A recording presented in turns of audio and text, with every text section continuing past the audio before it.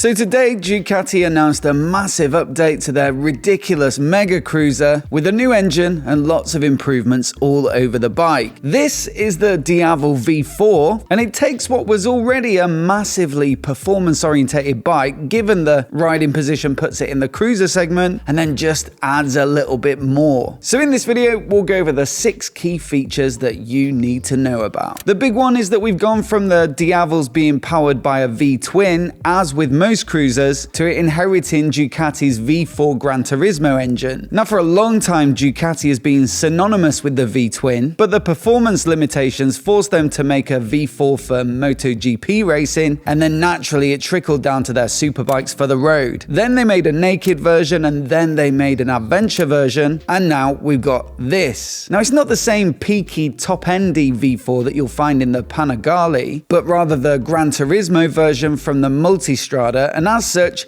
it gets a bit more mid-range focus and much longer service intervals, albeit at the sacrifice of some silly top-end power. Still, in this version, it makes 160 horsepower peak, which puts it right up there with the most powerful cruisers on the market, like the VMAX and Triumph's Rocket 3. But where those two bikes really do come up a bit on the lardy side, the Diavel has always been a lightweight, nimble cruiser, and this one is no different. So 223 kilograms weight, which is nearly on a par with any other regular motorcycle really, and as such it gets a pretty ridiculous power to weight ratio when you set it against those bikes in the competition. In fact, they say it'll do 0 to 100 kilometers per hour in less than 3 seconds, which is a smidge over 60 miles per hour. The only thing I will say though is that at first appearances it doesn't seem to offer a massive performance boost when you set it against the previous gen Diavel 1260, which has now gone from the Ducati website, so let's assume it's been completely replaced by this new V4. While you do get a few more horsepower peak, you do have to work the engine harder to get there, and actually it gets a little less on the torque front. So yeah, it's not exactly a massive leap forward in performance like when the V4 engine was put into their other bikes, and so maybe this is more so about streamlining production. That said though, there are massive benefits on the weight front. You see, the V4 is fairly compact and light, and it also allows them to ditch the steel trellis frame of the previous gen. So you've got 5 kilograms saved on the engine alone, but also another 8 on the rest of the bike. That means, like I say, the curb weight is 223 kilograms, which is 13 down on the 1260S. Absolutely not to be sniffed at, and it really ought to make for a more nimble and agile machine. Plus, you still get the top-notch chassis hardware, so a chunky 50mm fully adjustable upside-down fork, fully adjustable monoshock at the rear on a single-sided swing arm, Brembo's top-notch Stylema calipers on the front there on some massive 330mm discs, a 265mm disc at the rear with a 2-pot Brembo caliper, and then some Pirelli Diablo Rosso 3 tires on 5-spoke wheels, with that huge signature 240mm wide tire at the rear. Now, the riding position on this bike is a little bit of a hybrid. Take the seat height, for example, at 790mm. That's pretty tall for a cruiser, and yet it's low for a sporty naked bike, and that pretty much represents exactly where the whole bike sits, which is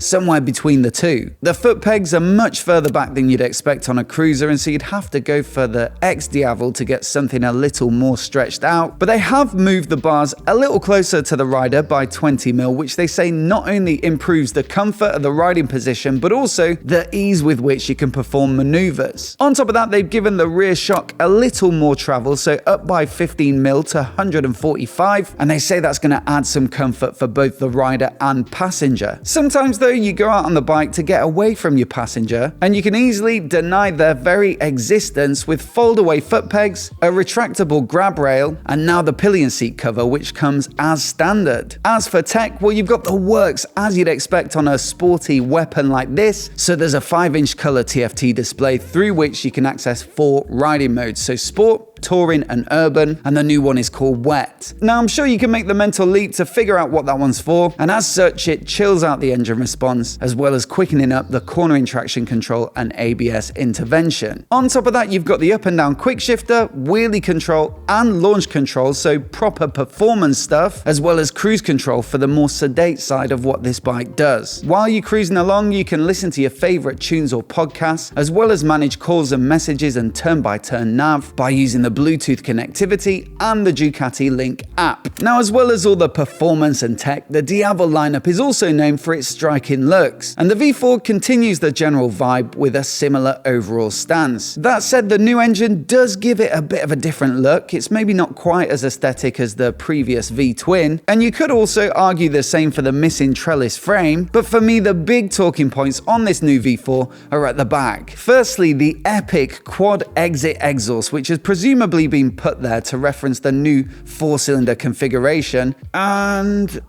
I don't know, I'm not sure if I like this one or not. On the one hand, it's a little too garish and busy, but on the other, so's the rest of the bike, so why the hell not? Also, we've got that new honeycomb taillight design, which really does look pretty different to the previous gen Diavel, and to be honest, anything Ducati have designed thus far. Now, the killjoy in me immediately thinks that it looks like it's going to be a pain in the ass to clean, especially located just above the rear wheel, but at this price, presumably you can just get one of your staff to do it. You see, the new Diavel V4 comes in at £23,595. That's a few grand more than the previous 1260s, and it's even more than the Rocket 3 from Triumph. Plus, you'll probably want the racing exhaust, which I think looks a lot cooler than the standard one, so that's another 5 grand. Then there's the MotoGP inspired dry clutch. You'll obviously need that. That one's 3 grand. And then some red Brembos, they're definitely important, so that's another grand. Worth it?